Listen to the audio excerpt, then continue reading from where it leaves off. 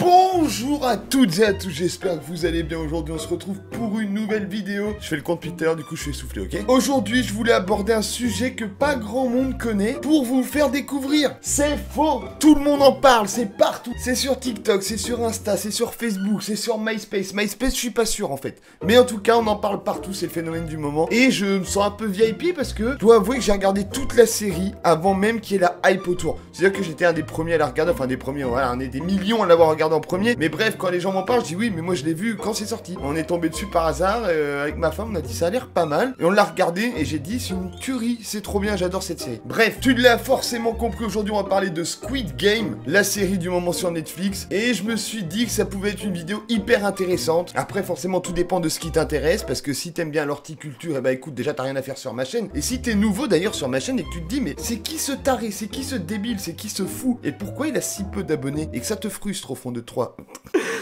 Très dur à dire ça, d'accord? Et que ça te frustre au fond de toi, d'accord? Essayez de le dire à voix haute et écrivez-moi en commentaire ce que ça a donné, d'accord? Dans ce cas-là, bienvenue sur ma chaîne YouTube, je m'appelle Fir, je fais des vidéos d'urbex, je fais des vidéos thread d'horreur, je fais un peu tout ce qui se rapproche de choses, voilà, qui font flipper, j'aime bien tout ça. Et aujourd'hui, je voulais vous parler de Squid Game parce que j'ai beaucoup aimé la série, j'ai fait pas mal de recherches dessus à propos des rumeurs, etc. Et je me suis dit, il y a une vidéo à faire. Avant toute chose, il faut savoir qu'il y aura peut-être des spoilers dans cette vidéo, donc si tu n'as pas vu la série et que t'aimes pas être spoilé, évite de la regarder, regarde-la quand t'auras fini la série plus tard, mais là de côté, tu la prends comme ça, tu la mets là, non, du coup tu la mets là, et puis bon, enfin bref, tu la gardes là, tu la mets dans ta poche, et puis dès que t'as fini la série, tu la regardes. Parce que oui, j'ai dit, il y a des rumeurs, j'ai entendu dire, de sources pas trop sûres, du genre, le petit frère de mon cousin, bah du coup ça fait ton cousin aussi. Le pote d'un cousin de mon arrière petit enfant. Non, je suis nul pour ça, d'accord, ok, bref. Vous avez compris, il y a des rumeurs qui couraient sur la série, soi-disant, comme quoi, ce serait tiré d'une putain d'histoire vraie. Je me suis dit, waouh.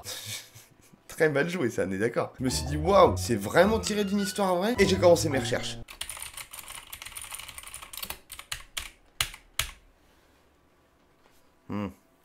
D'accord. Et il s'est donc avéré que toutes les rumeurs comme quoi Squid Game était tiré d'une histoire vraie, c'est faux! Je vous souhaite à tous une bonne journée, à très vite, on se retrouve dans une prochaine vidéo, ciao! Et non, c'est pas vrai, je reste quand même, parce que sinon ça fait une vidéo très courte. Hein. Donc, pour répondre à cette question, bien évidemment que non, la série n'est pas tirée d'une histoire vraie. Et c'est carrément le réalisateur de la série qui l'a dit dans une interview. J'ai envie de vous dire, pas de surprise, et heureusement, parce que c'est quand même assez tordu. Mais, si j'ai fait cette vidéo, c'est qu'il y a quand même une raison, il doit y avoir des choses à dire. Et si vous avez vu la série, vous n'êtes pas sans savoir que l'histoire, de manière générale, ce sont des personnes riches qui payent pour voir des gens s'entretuer et les tuer carrément même. Eh bien écoutez, après avoir effectué quelques recherches sur internet, même si l'histoire de Squid Game est complètement fictive, j'ai trouvé des histoires un peu similaires et dont une qui se rapproche un peu de la série. Il n'y a pas toute cette histoire de jeu autour comme ils font dans la série, mais ça lie quand même l'argent et les meurtres. Il faut savoir qu'il y a quelques années de ça en arrière, c'est pas très vieux non plus, mais il était possible de se rendre sur un site méga privé. Et je parle pas d'OnlyFans. C'était beaucoup moins joyeux, enfin bref. Tu pouvais donc aller sur ce site internet, mais tu pouvais pas trouver l'adresse comme ça, fallait qu'on te la donne. Et donc une fois sur ce site méga privé, t'avais juste un truc à faire, c'était cliquer sur le bouton payer. Et tu payais 10 000 $. Le fait de payer 10 000 $ te donnait accès à une pièce privée, à une adresse qu'on te communiquait au moment où t'avais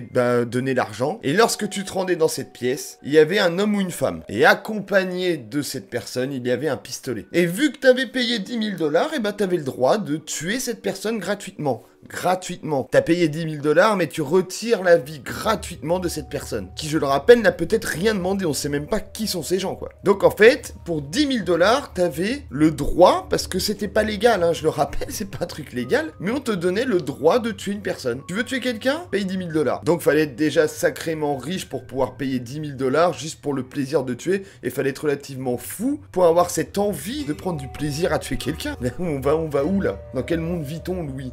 Et il y a quelque chose qui m'a intrigué aussi dans cette histoire, et j'ai continué un peu mes recherches. Qui sont les personnes qu'on tue? D'où sortent ces personnes? Je veux dire, il n'y a pas des gens qui popent de nulle part, et c'est pas des PNJ. Et c'est là où toute la tristesse bat son plein. Des gens riches payent pour tuer des gens extrêmement pauvres. C'est-à-dire que ces personnes qui se font tuer à ce moment-là sont entièrement volontaires.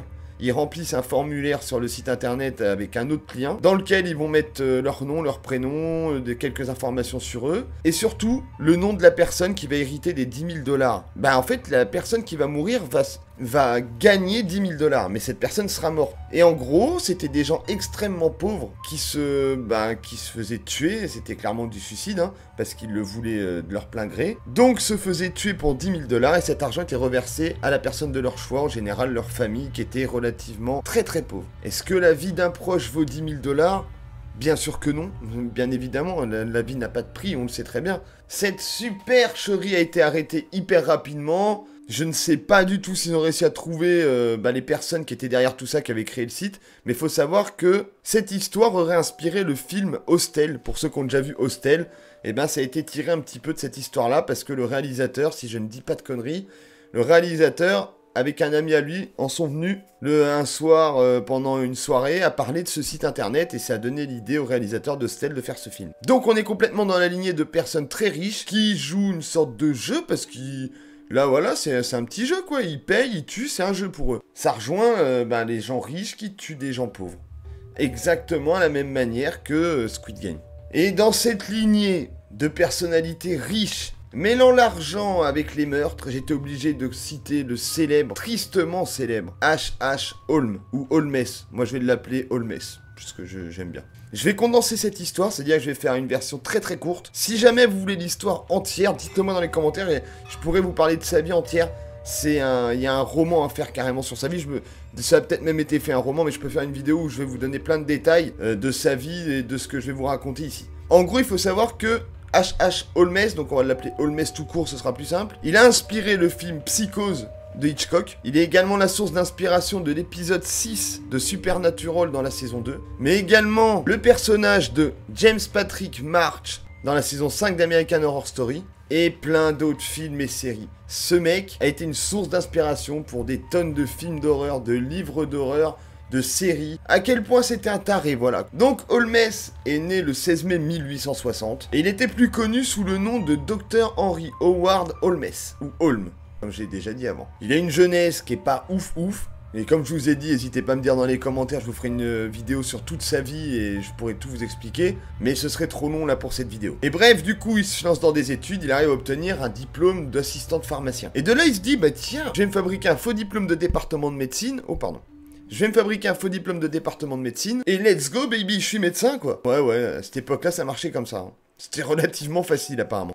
Il déménage donc à Chicago, et après moult péripéties, ouais, quand ça se passe dans l'ancien temps, j'utilise toujours des termes appropriés, d'accord? Il finira par construire une grande bâtisse que les gens appelleront le château. Une partie sera utilisée comme local commercial pour sa pharmacie, et le reste de la bâtisse sera un hôtel. Et il y installe également, aux 2 étages du dessus, ses bureaux à lui. Mais c'est pas tout, parce que c'était très grand comme bâtiment. Il y installe également une centaine de chambres, seulement. Et des chambres un peu spéciales, parce qu'elles avaient aucune fenêtre, avec des portes qui s'ouvraient sur des murs de briques, donc elles menaient nulle part, des couloirs avec des angles hyper bizarres, des escaliers qui menaient sur rien du tout, des trappes, des portes qui s'ouvraient uniquement de l'extérieur, des tuyaux d'arrivée de gaz, ainsi qu'une énorme quantité de constructions étranges et labyrinthiques. Ce mot était utilisé dedans, je l'ai repris, labyrinthique, je connaissais pas, mais en gros, c'est-à-dire que c'était un labyrinthe, quoi. Holmes, il change de constructeur à plusieurs reprises, afin d'être le seul mec qui connaît la structure complète de son bâtiment. Et aussi, comme ça évite que les ouvriers qui viennent trouvent ça bizarre, sa construction, et qui préviennent la police. Du coup, ils viennent, ils font un petit bout, l'autre vient faire un petit bout, et du coup, ils savent jamais réellement ce qui se passe dans ce truc-là. Ils font que des petits morceaux à chaque fois. Donc, il peut raconter tout ce qu'il veut, il peut dire à l'autre, bah oui, cette porte mène sur un mur, parce que l'autre, il était con, il s'est foiré. Mais c'est pas grave, laissez comme ça, je vais me débrouiller. Et bref, le mec faisait des travaux, il faisait venir un autre, il racontait une même connerie. Enfin bref, voilà en gros à quel point déjà il était tordu, Holmes. Et une fois cette bâtisse complètement terminée, il faut savoir que Holmes va commencer à attirer principalement des femmes dans son hôtel. Donc des femmes qui prend soit dans les employés de la pharmacie qui se trouve juste en dessous, ou alors des touristes. On précise quand même, et ça j'avais peut-être pas besoin de le dire, mais Holmes est extrêmement riche. Ouais, il vient de se faire un château, hein. Et une fois qu'il a attiré ces femmes dans son hôtel, qu'est-ce qu'il fait? Il les renferme dans des chambres insonorisées. Et qu'est-ce qu'il fait dans ces chambres insonorisées? Eh ben moi je vais vous le dire.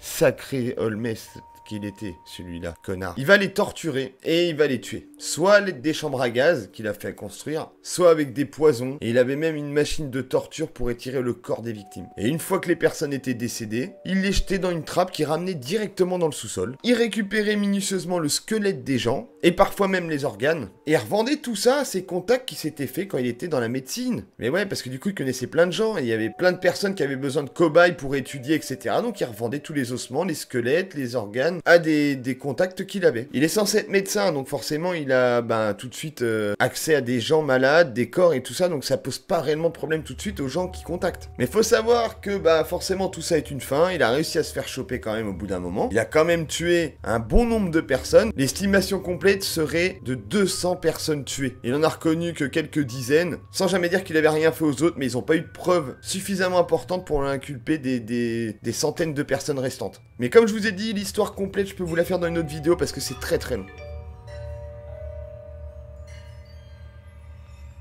Ce que je voulais dans cette vidéo, c'était surtout vous parler des histoires qui peuvent lier les personnes riches, les meurtres, les personnes riches et les meurtres. Et pour finir, la petite histoire de Squid Game, il faut savoir que ça n'a pas été inspiré de faits réels, mais ça a plutôt été inspiré de la tendance actuelle, c'est-à-dire tout ce qui se rapproche des Battle Royale. Que ce soit en termes de jeux vidéo ou de films, le réalisateur a dit que c'était beaucoup inspiré de Battle Royale, le film, le vrai film qui est sorti il y a déjà plusieurs dizaines d'années, que j'avais vu qui était excellent à l'époque. Ce système de, un peu comme vous connaissez tous, si vous connaissez pas les Battle Royale, un groupe de personnes, il doit y avoir qu'un vainqueur, peu importe les circonstances, un vainqueur quoi. Un peu style Hunger Game pour ceux qui connaissent pas Battle Royale. Et faut avouer aussi que depuis Fortnite, PUBG, Warzone, etc., le Battle Royale c'est à la mode en ce moment, un truc de fou quoi. Bref, j'espère ne pas avoir trop spoilé l'histoire pour ceux qui n'ont pas vu, j'espère que vous avez quitté avant. J'espère que ça vous a plu aussi de savoir un petit peu si c'était vrai ou pas au niveau des rumeurs de Squid Game tout simplement, et de cette histoire qui était soi-disant vraie. Si c'est le cas, comme d'habitude, un petit pouce bleu, un commentaire, un partage, n'hésitez pas à vous abonner, faites tout ce qu'il y a à faire, vous connaissez sur YouTube, vous savez comment ça se passe.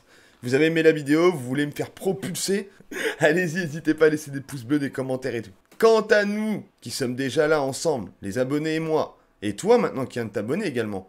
On se retrouve très vite dans une prochaine vidéo. À bientôt. Ciao!